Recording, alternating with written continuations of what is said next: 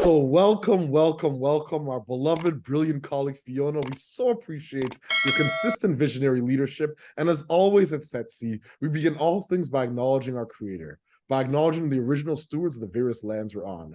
We acknowledge all our ancestors, all those who toil without compassion or compensation. We acknowledge all our elders and community stalwarts whose shoulders we stand on as we build, share, and learn together for our collective liberation and sovereignty. So Fiona, can you please introduce yourself to our listeners and viewers and share a bit about your remarkable work? Victor, thank you. Tansi Gidawal. Hello, how are you, everybody? Fiona, Nitasipikason Akwamina, Kanipawit no Siwa Waskasu. That means my name is Fiona and my Cree spirit name is Standing Elk Woman. I am originally from a very small community in the northern Saskatchewan called Stanley Mission, which is part of Lac La Ronge First Nation. I'm a member of Lac La Ronge First Nation on Treaty 6 territory. Now I live in Sagastandok out in the east in Kjipuktuk, which is a Mi'kmaq word for the Great Harbor, otherwise known as Halifax, Nova Scotia. I have been out here now 24 and a half years. I've lived in 4 provinces, 1 territory in Canada and also in Scotland. So I kind of been around this world for a while. I have a beautiful daughter, and I'm married to a research scientist, and we have a wonderful life here in Halifax. I feel I've been beautifully embraced by the Mi'kmaq people on whose land I reside, I work, I live, I play here, and the traditional unceded territory of the Mi'kmaq, I might add. I think that's kind of it in a nutshell. That's beautiful. Thank you so much for all that context and for your consistent leadership and just authenticity. I so appreciate you and all that you do for so many. So my first question, what inspires you about your work right now? What has you curious? Oh, it's all about everything I do. I try to do that with intention, especially now that as I get older, I realize, you're not here forever. So you really want to make use of your time. And my main goal in life is just to be of use. So what inspires me is I look for opportunities every day where I can contribute. And I hope that future generations will benefit, if it's even in a small way. I've never thought of myself as some great, influencer or change maker or anything like that, but I'm a human being with a voice, with passion to help, especially youth and Indigenous youth in particular. But, I've grown up around many Indigenous peoples. I've lived in fly-in communities, I've lived in remote communities, my own home community, and I've seen many of the wonderful aspects, and I've also seen many of the challenges that our peoples have faced directly as a result of a colonization, and most specifically, residential schools. I attended 2 day schools myself, and my mom's a day school survivor, and my grandmother, 11-year residential school survivor. I've seen the impacts of climate change, so I get very involved with advocating for climate action as well, and using Indigenous knowledge to lead the way for that as well. So I think anywhere I see a need or a way that I could fit in and support and use my skills and whatever talents I have, I think that's our job in life, to be honest, is whatever you have to give, I think you should, if you can. And most of the time it's not money, it's our experience, our passion, our desire to help others. And that's where the richness in life lies. So brought me to where I work. I work at a large professional services organization.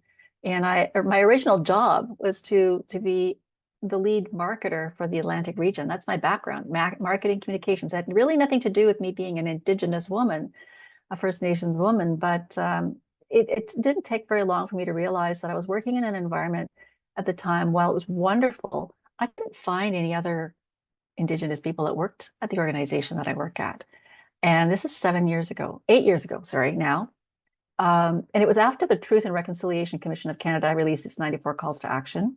And one of those calls to action was number 92, which essentially asks corporate Canada to step up, hire more Indigenous peoples, purchase from Indigenous businesses, educate yourselves on the shared history of Indigenous peoples and non-Indigenous peoples on this land, we now call Canada, and much more. And I thought, what could we do? So I started advocating for and sharing with my colleagues about the Indian Act and residential schools, and just sort of bringing these things to light, because no one was talking about that back in 2017. And so I started hosting things like bannock and tea, lunch and learn sessions in the boardroom, where I bake bannock all night, bring it in and talk about my family, my grandmother, and residential schools. And people really took an interest. And it didn't take long for things to kind of catch fire. And people really rallied about, okay, what more can we do? Eventually, we formed a national, in our organization, a national team of Indigenous and non-Indigenous peoples to kind of grapple with, okay, what do we do? How do we build structure something? And it resulted in the first reconciliation action plan of its kind in corporate Canada. That's almost 4 years ago.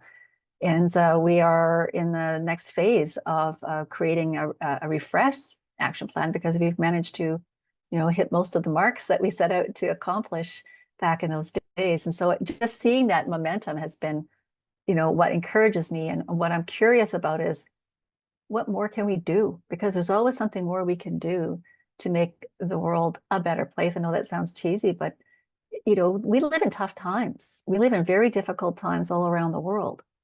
And I think rather than be, in despair, I think the best thing we can all do is focus on what can we each do to take action to make things a little bit better where we are. And everybody can do something. And for me, that gets me up in the morning. That keeps me curious. It keeps me excited, because it's so important. I think more and more of us have to think about, don't wallow in despair. Push that aside. Don't hold on to it. An elder told me recently, something is hurting or bothering you. Notice it.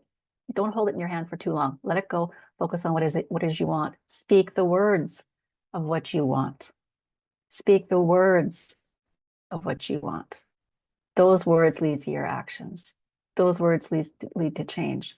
Okay, I've gone on and on, but that's kind of, you asked me the question about what makes me curious. I guess almost everything that captures my interest at the moment. I have a little bit of that squirrel syndrome, but that's what keeps me excited and interested in life in general, and wanting to do more and more with the time that I have left on this planet. That's absolutely beautiful. And you definitely did not go on and on. You shared so much wisdom and actionable insights. I just appreciate you. And once again, your candor and your leadership, as always. So my next question, what challenges and barriers do you face in your work? And what are some of the approaches you take to overcome some of these challenges?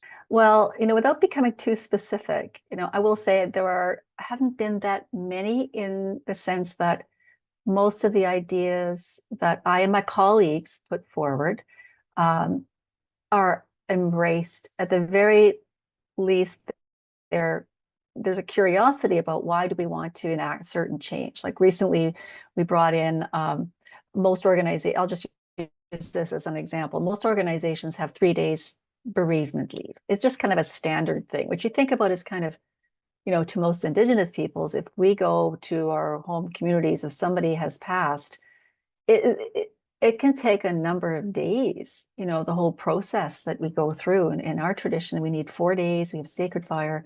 We have, there are duties you have on the, one of the oldest of my cousins, and there's certain, roles and responsibilities that we have in our communities. Each of us has a role. And so it can take a lot more than 3 days. And if I have to go back home from where I live, it's a day and a half to get there. Anyway, it's a long way of saying, not only do we have a different bereavement policy now, which is 10 days, you don't have to take it all at once. It's for anybody at the firm. And it's not just for immediate family, however the organization would define that. It is who you decide is your family, because that is how we operate. So we've been able to influence, as Indigenous peoples, the rest of, how the firm, the organization treats everybody. So I think that's been, a great experience. So it wasn't a challenge, but we had to re-educate. And I guess maybe to get to that point, it is about educating people. And that can take some effort. We're on another journey as well. I will not get specific about it right now, but it is challenge to educate, but when you are met with a willingness to learn, then the challenge is greatly reduced. And when you work in an inclusive environment where the inclusion is a value of the organization, then you do feel heard and you feel seen. It's not been all, roses. I mean, in the beginning, there were very few of us at the organization who were Indigenous, who were advancing this kind of work. But now we have grown our ranks and the work is becoming lighter. So it doesn't feel like you're pushing a boulder uphill. And I don't mean that to sound like it was like, I'm not slamming anybody, but it was basically one other colleague and I who were really working hard to advance all this, and it was exhausting, but we were so passionate and we knew that we were working, we were going towards something important, and that really just energized us on a daily basis. And yeah, so as far as challenges, I mean, there can be, and not necessarily within my organization, certainly things like microaggressions. I mean, those exist. And it's really just a lack of understanding. So I really try, how do I deal with it? I really try to find that compassion. I try to not be defensive or on the offensive. I will, listen to somebody, and usually when we have a conversation, they come to understand that they just didn't understand. And so they become more aware without having me push it in their face. They become more aware that maybe they need to educate themselves and mind their words a little bit. I'll use a quick example. I've been asked, well, so you must really be doing well because you don't pay tax. I'm like, I don't pay taxes? What do you mean? Well, I mean, Native people don't pay taxes in this country. Well, okay, so there's a really, really, that's a good opportunity to educate. By the way, I do. I pay all the tax. Or you get your education paid for. That is not true. It can be true in cases, but it's actually not as prevalent as one might think. So I find sometimes it is a little tiring having to debunk myths all day long, but I really do see it as an opportunity, and it's one person at a time. You educate one person, and you help someone understand, that has a ripple effect on their community, on the other people that they interact with. So I just, maybe it's the patience that I inherited from my mother, my beautiful Woodland Cree mother, who is the most patient person on the planet. She's got all the time in the world for anybody. And I think if somebody wants to sit down in conversation with me, then I will have all the patience in the world for them. And I thought hopefully that will result in a good outcome. That's beautiful and full of grace, mercy, empathy, and compassion, because that would be very frustrating to me, those type of, even though I deal with microaggressions as well, those are like that. Yeah. That's not just astounding because I've heard this before, but yeah, that's just. Well, I mean, I'm not perfect. I certainly have had my moments where I've become irritated. Yeah. I mean, I'm going to be real, but I really do try to go, or I'll ask a question. Usually if somebody says something and I go, I can hear the microaggression in that statement, I'll say, I'm curious why you asked me that, or I'm curious why you said that. Would you tell me more? And that usually opens up a conversation rather than me going, oh, you just said to me, like, that doesn't really get anything, that doesn't move anything forward, right? So I do try, if someone is just being a jerk, well, I usually do my best to end the conversation as soon as possible. I'll go and smudge and then move on with the rest of my day. Ashe. Yeah, just pull out the sage and Oh, move on. yeah. Oh yeah, I gotta cleanse everything, but and just get rid of that bad spirit, But I believe most people are good. I believe most people mean well. They just need to understand, and that's all. I really do. It's very easy in this world of, everything's immediate. We see everything in the news so fast. Everything happens like in front of us on our phones as it happens. But we're really seeing the bigger picture. We're seeing the things that get the clicks and the likes and the retweets and the reposts and shares. And that's usually the negative stuff. I think, what you focus on grows. What you think about you bring about, and you have, when you look for opportunities and good things, you will see opportunities and things. And I guess that's a survival skill. I've had a lot of things happen to me in my life, and that's a whole other podcast. I'm sure all of us come with trauma. All of us come with challenging things in life, but I'm grateful to have the survival skill of, what is it I want to see as an outcome? Focusing on what do I want rather than what I don't want. And that is a teaching. It's probably a very universal teaching, but it is a teaching in my culture about speaking. I talked about it before, speaking the words of what you want. You invoke the spirit. Everything has a spirit. You invoke the spirit that you want and then that becomes, what happens. So yeah, that's where I'm at these days. That's beautiful. That's beautiful. Thank you so much for the remarkable words of wisdom and guidance and clear empathy for humanity. The fact that we sometimes are into this space where we have to be resilient, but that resilience turns into a beautiful moment to teach others about culture and about grace and mercy. So once again, I just appreciate all that you do for so many. I've learned so much in this conversation, and I think you're a prime example of the change that we want to see in this world of complete polarization on so many issues. So my next question, what is your ultimate goal, and what does success look like to you and your colleagues?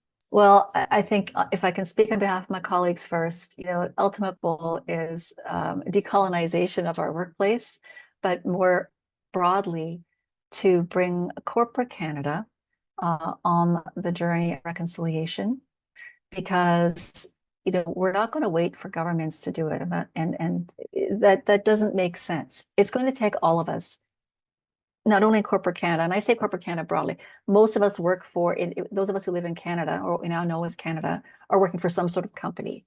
Each organization does have an opportunity to make change, but it's really the individuals, and I call upon Canadians to educate themselves. There's lots of resources out there. Join us on this journey, because when Indigenous peoples have the same opportunity to thrive as everyone else in this country, then Canada will be stronger. Canada will be better. Canada will be prosperous. And so that's, my hope, and that we help nations, Indigenous nations, whether they be First Nations, Métis, or Inuit, helping them build and grow into self-sustaining, self-governing nations that they are, but strengthening them from an economic empowerment standpoint, walking alongside them. So that's what many of my colleagues are doing now. And but bigger vision. I live in I guess, I have rose-colored glasses on, I live in a bubble. Sometimes people say I live in this bubble of optimism. I believe in doing that because I think truly optimism is the only way anything good happens in this world. And so I am optimistic that in the generations to come, starting with us now, we will be in a far different and far better place. But we have to encourage the good people of the world to stand up and do something positive to move things forward. And don't believe for 1 second that you don't have power. Every voice has power. You do not know where those great words are going to come from. Listen to the children, listen to the elders, listen to each other. And so I guess I know that we are ready for a better world. We're just going through a rough patch right now. That's beautiful. That's beautiful. Thank you so much for all that you do for so many, Fiona. It's been an absolute pleasure connecting and building with you. And I know that we're going to not just cross paths, but continue to build. And as always at SETC, we close the way we began this conversation by acknowledging our creator, by acknowledging the original stewards of the various lands and waters that we're on. We acknowledge all our ancestors, all those who toiled without compassion or compensation. We acknowledge all our elders and community stalwarts whose shoulders we stand on as we build, share, and learn together for our collective liberation and sovereignty. Thank you so much. I so appreciate you. Hi. That was an absolutely wonderful time speaking with you, Victor. Thank you for doing the work that you do. I'm proud to be part of your community. Sure.